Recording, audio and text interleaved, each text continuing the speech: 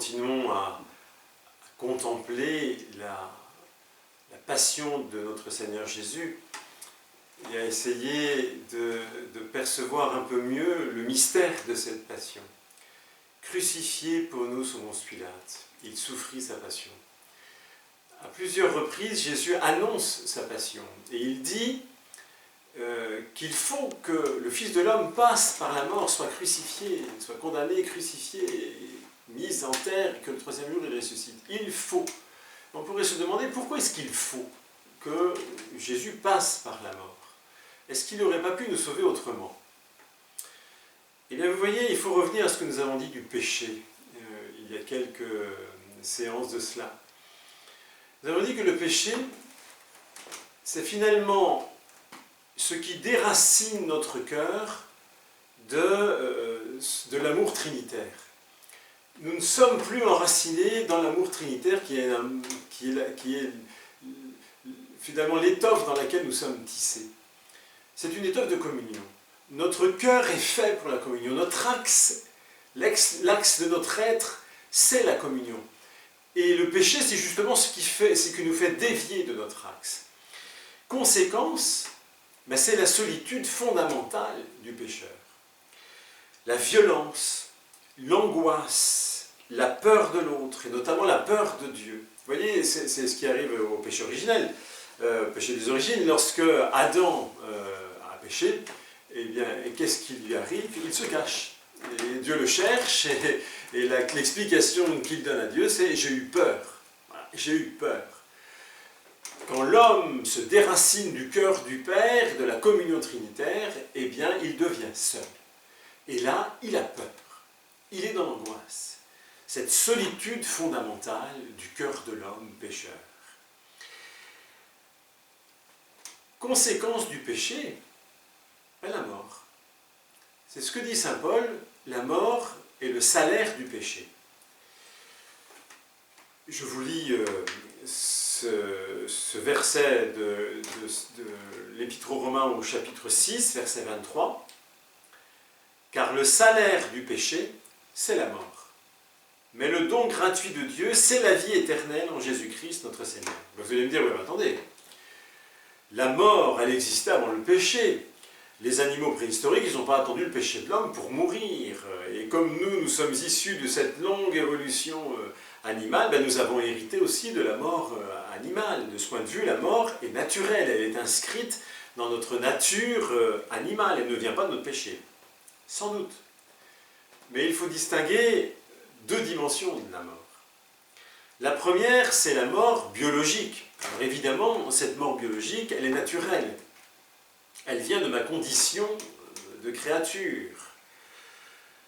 On pourrait dire, alors c'est une thèse théologique, c'est notamment le père Martelet qui dit cela, on peut ne pas être d'accord, mais on pourrait dire que même si l'homme n'avait pas péché, il serait mort. Parce que c'est sa condition naturelle. L'homme serait mort, mais sa mort était un passage serein, sans angoisse, sans connaître les affres qui accompagnent la mort. Il serait passé directement, j'allais dire, au ciel. Il n'aurait pas quitté la communion de Dieu. Il serait passé de la communion avec Dieu sur la terre à la communion avec Dieu dans le ciel. Vous voyez, c'est ce qu'a fait la Vierge Marie. La Vierge Marie a eu une assomption dans le ciel de toute sa personne, corps et âme. Elle n'a pas connu ce qu'on peut appeler la mort spirituelle. Et c'est justement la deuxième dimension de la mort, c'est la mort spirituelle, qui, elle, vient du péché. En effet, si la mort est vécue douloureusement comme une épreuve, et même comme une déréliction, eh bien c'est parce que l'homme a perdu cette communion avec Dieu. Et la mort biologique a comme une doublure, comme on parle d'une doublure d'un vêtement, c'est une doublure d'angoisse, c'est une doublure de peur, de détresse, de solitude. Et cela, ça vient du péché. Vous voyez, le fils prodigue, lorsqu'il quitte la maison paternelle, il s'en donne à cœur joie dans des paradis artificiels, mais quand il touche le fond, et à la mort on touche le fond, eh bien il ressent la solitude et l'angoisse. La mort devient, du fait du péché, le lieu ultime de la solitude et de l'angoisse. Personne ne peut mourir à notre place. si nous étions laissés à notre faiblesse de pécheurs, ben nous mourrions dans une solitude extrême. Alors qui peut nous sauver de cette mort qui est finalement l'isolement total, la fermeture totale à autrui, parce que nous nous sommes fermés de cette communion pour laquelle nous sommes faits. Bien sûr, c'est le Christ qui peut nous sauver de la mort, et de cette angoisse, et de cette solitude qu'est la mort spirituelle. Le Christ, c'est celui qui n'a pas péché, et donc qui vit toujours dans cette communion à son Père.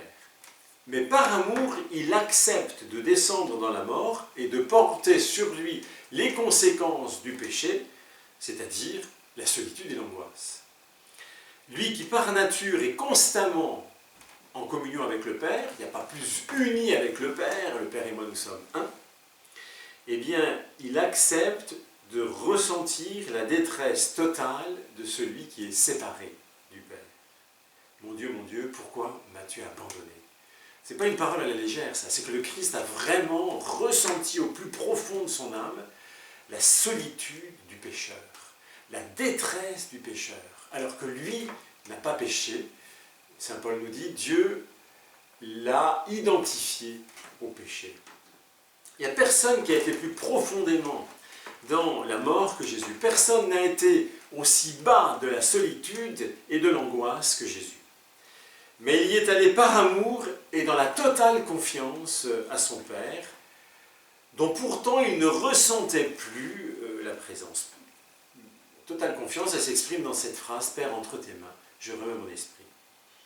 Si bien vous voyez que personne ne peut descendre dans la mort sans rencontrer le Christ et son amour. Et c'est en cela qu'il fallait que le Christ passe par la mort, pour que personne ne descende dans la mort et y vive cette solitude totale du pécheur. Plus personne ne meurt seul. Vous voyez, c'est assez extraordinaire.